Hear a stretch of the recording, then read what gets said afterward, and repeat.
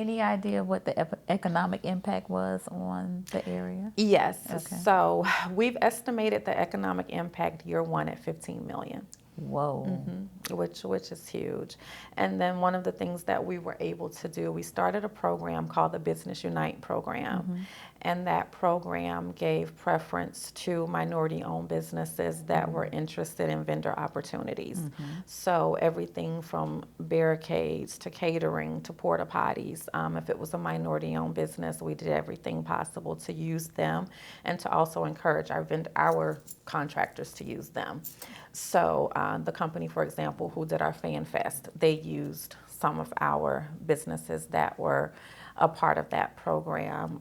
Live Nation, who produced our concert, used some of those vendors as well to help production. So with that, what we were able to do for small businesses coming off of a pandemic was a huge success too. And those things are, to me, just as critical, just as important as the fan experience itself. Conversations with Nicole.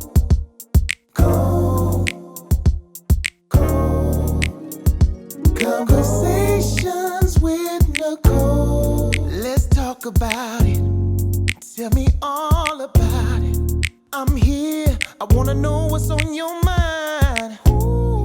The world needs to hear from you, and I'm so glad to have a conversation to reach the nation. And it's all about you. We'll help each other to discover innovative ways to positively change the world. Let's talk about, let's talk about, let's talk about conversations with Nicole.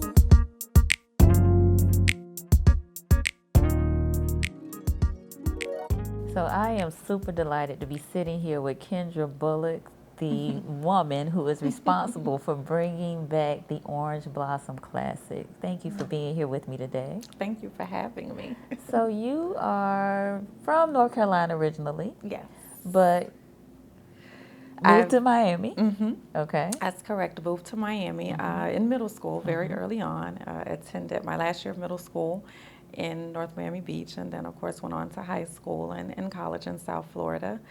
And after that, of course, began in the workforce, and that transitioned into business ownership, and eventually, after a few years, turned into the revival of the Orange Blossom Classic. Okay, but how did we get there now? What did you? What was your major in college at FIU? Nothing pertaining to sports. Okay. Actually, my major was health services administration. Okay. All right. Yeah. And so you acquired some businesses, or That's worked in correct. corporate? So right, actually, a company that I worked for when I was in high school through a work experience program. I became very close with the owner. Kind of learned the business from the ground up, and then he called me some years later and he says, "Hey, I think I'm retiring, and I want to give the business to someone who I know and who is familiar with the business." And he said, "I'll give you an opportunity to purchase the business," and that's what I did. And it just kind of went from there. So I still have that company to this day. Okay. And that was right out of college, actually, when that happened. And so that's kind of how I ended up moving away from the field of study that I actually went to school for, and then just got into the entrepreneurship side. All right, and that's an insurance business. That's correct. That's a property and casualty insurance agency. Okay, and you also own a nonprofit. That's correct. So our nonprofit organization was actually started by my mom in 2005. And the purpose of that organization was initially outreach for women and children. She's a retired educator. And one of the things that she wanted to do, she felt like she could really, affect change in the lives of the parents as well as the students by working more on them outside of the classroom. And so when she retired, she just kind of same thing. She says, "Hey, with her education background and, my knowledge at that point is, as it relates to business management, I decided to just kind of take that over, and my sister and I took that to the next level. So we've been doing that, I think, since 2009. And of course, through grants, through private partnerships and things like that, we've been able to maintain that, and that actually focuses on summer programs and after-school programs. Okay, and you are a mother. Yes, I have two wonderful boys, which, if anyone knows me, they are like the reason I wake up every morning. So yes, I have right now, he just turned 19. And The oldest? Yes, the Okay. oldest, and I have a 13-year-old. And the oldest is attending which university? He is at Florida A&M University. All right, very Yes. good. Very smart young man. Yes. I could tell already. he is, and he loves it, almost to the point where I had to say, wait a minute, I think you're loving this too much. You know, it's his college, like you know.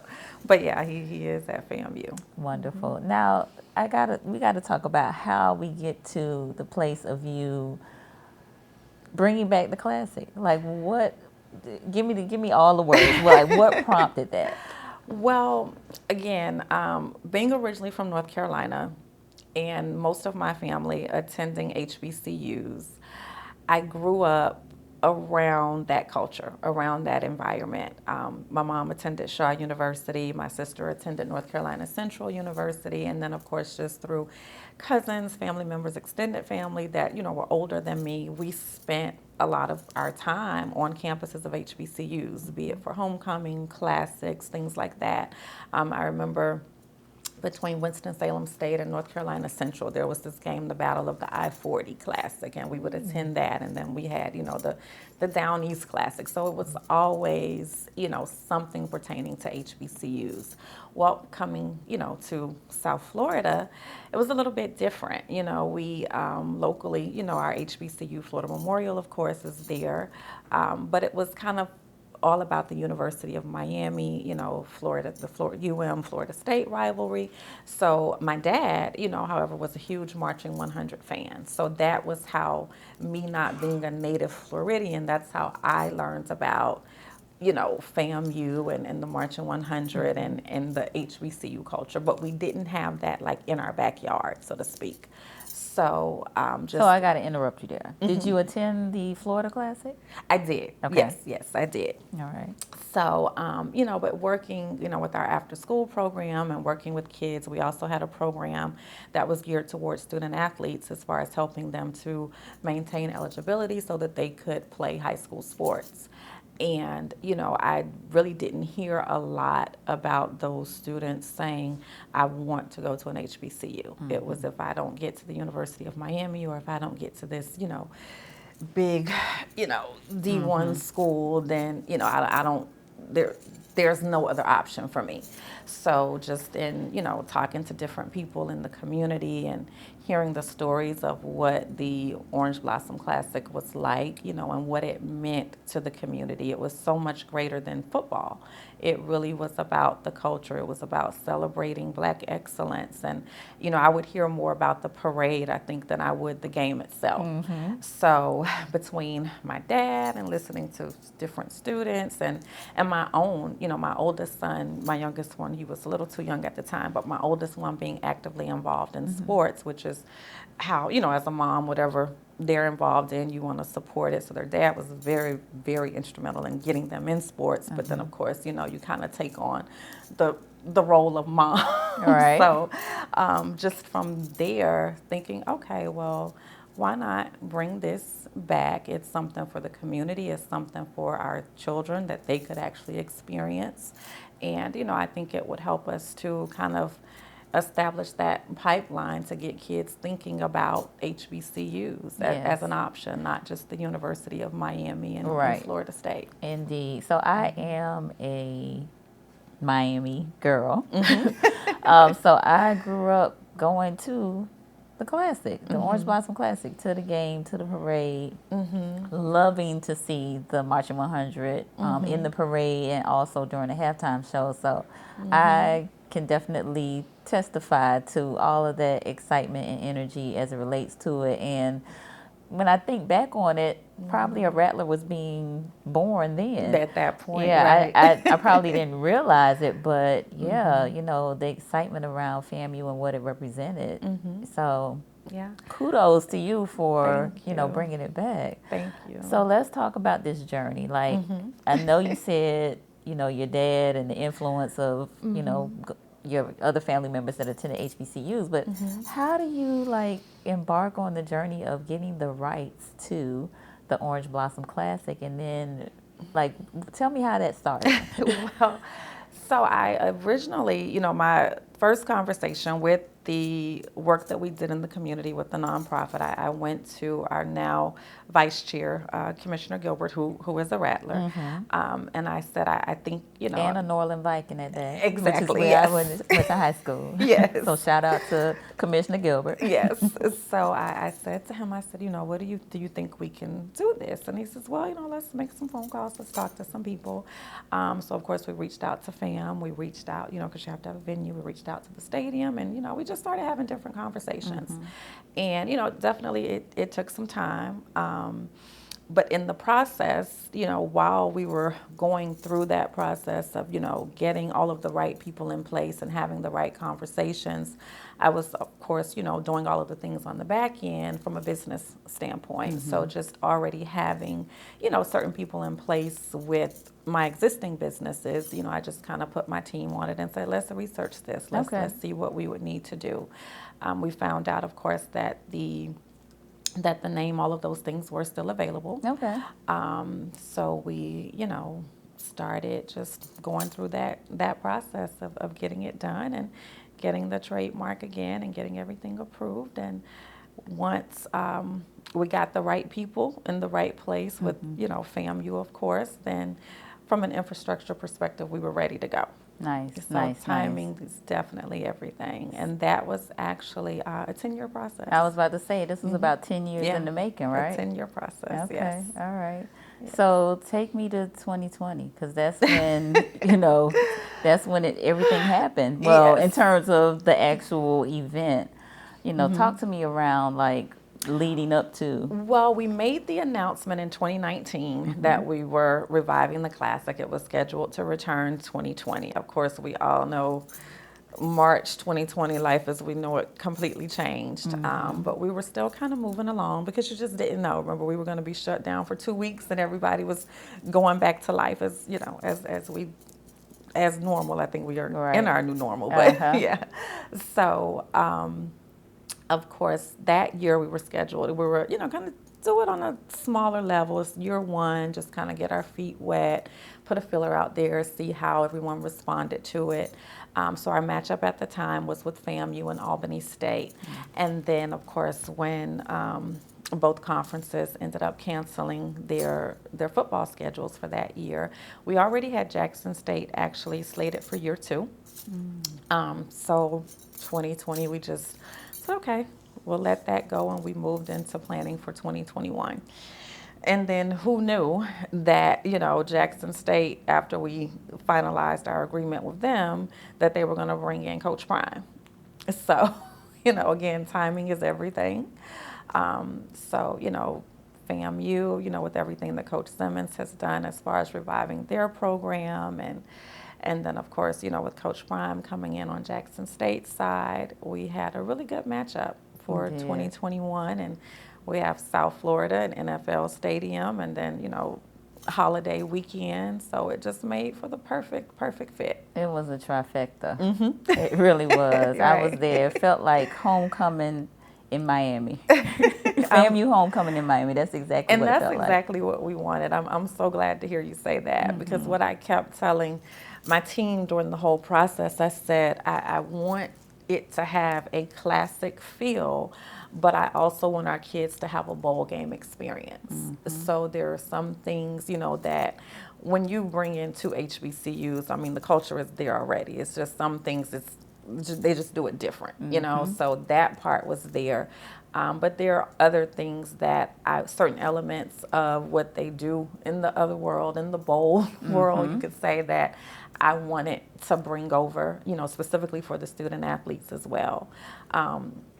So we were able to provide them, you know, with somewhat of a bold experience. So, of course, they got to tour the city of Miami Gardens. They got to, you know, spend time with some of our influencers. And, you know, we were able to provide them with swag bags and a hospitality lounge. So on that side, we were able to give the student athletes a bowl game experience and then give the fans that HBCU homecoming experience. So I'm glad to hear that worked out. It was marvelous. It really Thank was. you. So talk to me around some of the activities that took place, because I attended the parade, I attended the game. I think I did one concert, but there probably was much more that I just didn't get a chance to partake in. So give me an idea. I was there and I didn't get a chance to partake in it all. So I'm going to tell you what I know happened, was supposed to happen, and everyone said that it did. Now, did I actually see it? I don't know. Right. But we started out that Thursday. Our teams came in. So we had a team dinner for them. And one of the things that really makes something like this work is partnerships. So we were fortunate enough year one to establish some really good partnerships. So Denny's, of course, coming on as our title sponsor, having a nationally recognized brand to attach themselves to a year one event that hadn't taken place in 40 years was phenomenal. So, thank you to Denny's. And then we had our presenting sponsor that actually sponsored our team dinner on Thursday night when our two teams came in, and they brought in Emmett Smith as our guest speaker. So he did an excellent job with our student athletes. That was Thursday. Thursday night, we also had a mixer for all of our sponsors, which was really nice. There's actually a restaurant on Miami Beach called the Orange Blossom, Miami. Oh, okay. So, I know they love that. Right. So coincidentally, we ended up there for our opening event. So, of course, our presidents, our athletic directors, and all of our sponsors, were there for that. On Friday, we had our Commissioner Gilbert's welcome reception and luncheon, which we were fortunate enough to have Anthony Hamilton to open up that event. I did get to see that. Good. There were two things I said I was not going to miss. I was not going to miss Anthony Hamilton, and I was not going to miss the Welcome to the 305 concert. Okay, So. That's important. Right. So Anthony Hamilton opened for that, and then we recognized, of course, some of our prominent alumni from both universities. So Cortez Bryant with Jackson State University, Will Packer, Rob Hardy with FAMU, and then KJ Smith was our keynote. So that was really good. Our theme for the luncheon was HBCU Made. So just, what the HBCU experience did for them and how it helped to elevate their careers. Awesome. So that was our luncheon. We also, of course, incorporated, a community job fair on that Friday. And then we had a symposium for our student athletes and for some of our college students that were, just visiting over the weekend. But that symposium was our Careers in Sports and Entertainment. And that was actually sponsored by the Florida Sports Foundation. And thank you to Miss Angela Suggs. She has been awesome throughout this 10-year process, actually, from her, back from her days at FAMU. So they sponsored that event, and Bacardi actually sponsored the entertainment portion of the symposium. And that was just to give kids an opportunity to really understand opportunities off the field, and how you can be around sports and be around entertainment, be around all of the things that we love, that you're passionate about, and still be able to earn a living. So we had Nat Moore. Of course, everyone knows Nat Moore with the Dolphins. We had him as a guest speaker, Angela Suggs as a guest speaker. Cortez and Will also sat on the panel, and Miles Pastoris, who is the Vice President and General Counsel for the Miami Dolphins. Nice. So with those individuals, of course, again, they were able to really talk to our students about, being in athletics and entertainment every day, and work that doesn't actually feel like work. Nice. So that was Friday. Friday night, we had our Battle of the Bands.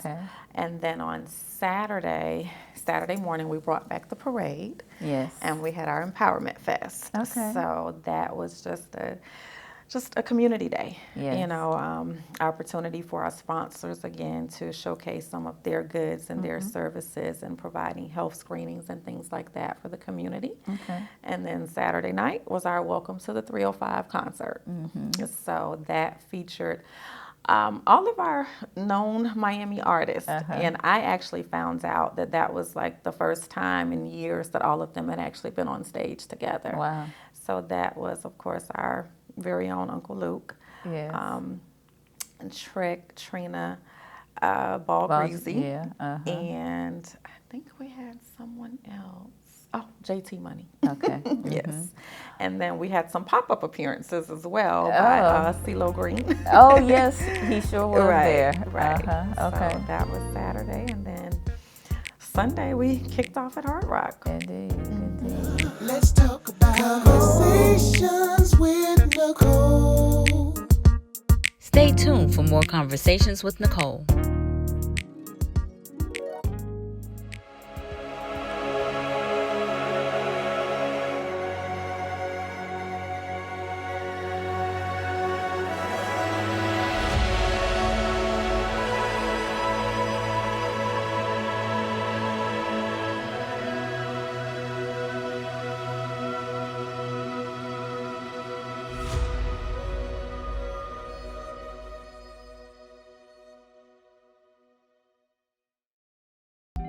What is good, Tallahassee? If you are a brand, a business owner, a real estate agent, an entrepreneur, an artist of any kind, be sure to contact us at 7 Figure Vision for all of your photography and videography needs. We can shoot your next music video, event, documentary, or even document the process of your next flip as a real estate investor. So be sure to book us right now at VIIFIGUREVISION.com, or you can visit us on Facebook or Instagram at VIIFIGUREVISION. Let's talk about Conversations with Nicole.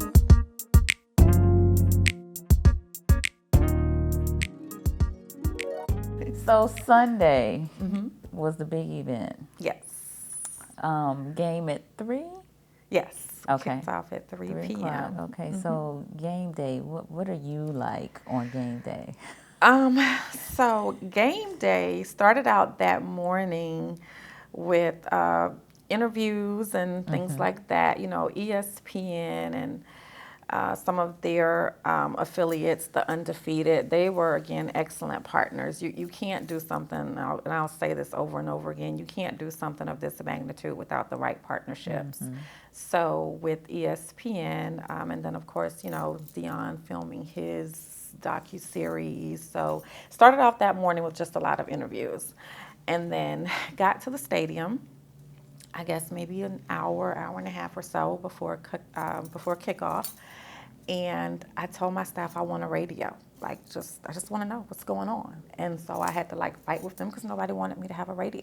Really? I'm like, no, I want to know everything that's happening. So I was able to find the room where they were distributing radios, and I got my own radio so that I could stay abreast. And I just kind of, just walked around and soaked took everything in. I had, of course, seen them taking care of the field, turning the field over, as we, sharing the stadium with the Hurricanes and the Dolphins. So I was able to see a couple days before when they started, turning the field over, but just going through that process, watching that process again, and just kind of looking at the stadium, before everyone got in. That was an opportunity for me to just kind of take everything in. So I stood around on the sidelines for a while and, listened as, the teams were coming in because I had my radio. And just kind of making sure I didn't hear anybody, on the radio say, hey, we have a problem over here. And the one thing I did not do, we had an awesome fan fest. And I think I started to make my way out to the fan fest just to take a look, and actually got a call on the radio and had to turn back around and go back inside the stadium. But our fan fest was huge. We had, again, a lot of our partners, that had some really cool activations. Denny's, I think, had their 90-foot trailer that they were, that they brought out, and they were, serving, things from their menu. with the trailer. Lowe's actually had some really cool activations. So I heard a lot of great things, saw some wonderful pictures. Okay. But I do hope that the fans, from what I heard, the fans did enjoy that experience. Yes. So What was the turnout? we had 30,000. Okay. 30,000 people. All yeah. right. Did that meet your expectation or exceeded it?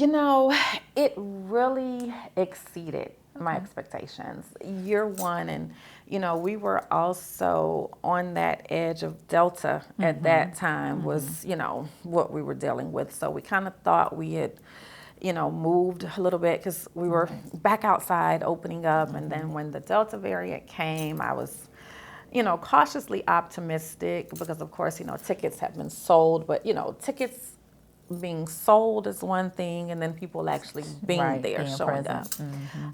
So I was grateful. I was pleasantly surprised, and I think that just speaks to the two institutions that we have participating. They have, and I tell people all the time, whether fam is 10 and 1 or 1 and 10, they're going to their fan base is going to show up. They're going to support. Yeah, it's a lot of Rattlers down Right. in Miami. Right. Miami, Fort Lauderdale. So to have them that close, in South Florida. So yeah, both schools, and even Jackson State, traveling as far as they did, and what we actually found out was both schools have a really high concentration of fans in the Atlanta area.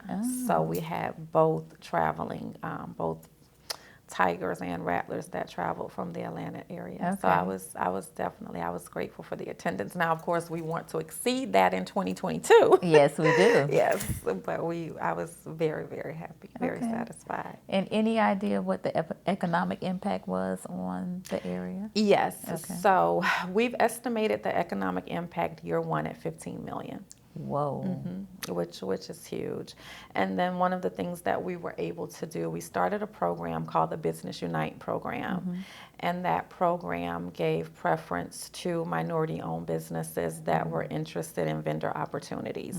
So everything from barricades to catering to porta potties. If it was a minority-owned business, we did everything possible to use them and to also encourage our contractors to use them. So the company, for example, who did our Fan Fest, they used some of our businesses that were a part of that program. Live Nation, who produced our concert, used some of those vendors as well to help production. So with that, what we were able to do for small businesses coming off of a pandemic was a huge success too. And those things are, to me, just as critical, just as important as the fan experience itself. Now, was that your idea? Yes. Okay, that's Yes. great. That's great to give back in that way. Yeah, and I had a gentleman who actually, he did something very similar in working with the Super Bowl. So I, brought him in to handle the community aspect of it as far as, just sourcing the businesses, making sure that they had all of their necessary licenses and things like that, to make sure that they were able to say yes to the contract opportunities when they became available. Wow. So tell me, as a Black woman in this space, How much time did you say we had? well, just Get comfortable. just give me a little bit of what this has meant to you, and some of what your experience has been like. It's meant a lot. Number one, not just as a Black woman, but as a mom. Again, this being a 10-year process, I think one of the things after, because somebody would say, why? Like you kept going back. Because one of the biggest issues that we had was just, again, getting the right people in place to say yes. And my oldest son, who's, again, he's 19 now, when we started this process, he was 9. So just in hearing me talk about it and saying, oh, I think this will be cool, look at, your granddad always talks about this. So he would every so often say, Mom, what happened to that game that you were talking about doing? So if that was a time that I had put it down, I'm like, okay, well, let me pick it back up. So, because I always wanted to be able to say to them, if you start something, finish it. And if you don't accomplish it, at least you know that you've done everything that you possibly can to make it happen. Right. So not just as a Black woman, but as a mother, it really meant a lot. As a Black woman, I am, really just getting into sports. So knowing sports and working in it. So, I joke with a couple of my mentors and some of my consultants, and I'll say, I could say the exact same thing that a male counterpart would say, and it would be as if it wasn't even spoken. Yep, like you're invisible. Right, and they could say it, and it's like it's certified gold. Yeah, it's brilliant. Right.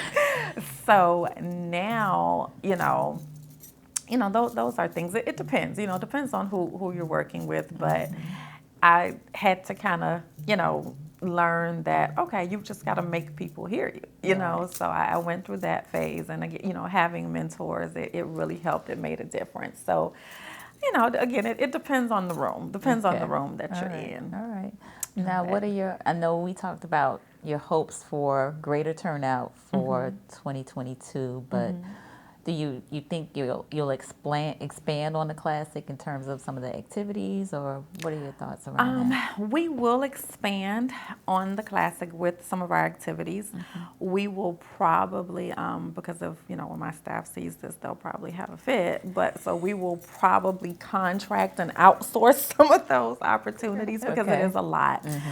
But that will help us also, again, on the partnership side, so being able to do business with, promoters and other individuals to help us expand, because it's a holiday weekend. It's Miami, so everybody wants to do things in Miami. So we will definitely expand. We'll keep our key signature events, which will be our luncheon, our Battle of the Bands, our parade, and then the other activities, like that nightlife, those kind of things. We'll definitely expand on those, because I did have a couple of people say to me, we didn't have a lot for the millennials. And I'm like, okay, well, I guess, I'm not a millennial. Right. So, I think maybe we did make a talent selection based on what I knew, right? Right, so right. we will definitely, expand on some things to open it up to, because my son, he's like, I would stay home, so Gotcha. Okay. yeah, so we'll expand on some things really for that demographic. Okay, sounds good. Now, my final question is, what do you believe is your greater work? Oh boy, I think it remains consistent. It's just expanding. So it always starts with being able to help and give back. That's what my work has always been about. And even when I've tried to deviate from that, somehow it always comes back to helping in the community and giving back. So I do see continuing that, but on a broader level. So, that goes from increasing the amount of scholarships to increasing more of our business opportunities for our minority-owned businesses. But it will definitely, involve making sure that someone else can benefit from this opportunity. Awesome, awesome. Well, I appreciate you taking time to talk with me today. Thank you for having me again. And looking forward to greater works Yes. in the future as it relates to the Classic and all that you do. So good luck and best wishes in all of your endeavors. Thank you. Thank you so much. My pleasure. And thank you all for joining us for Conversations with Nicole, where we are connecting the community through conversations. We'll see you next time.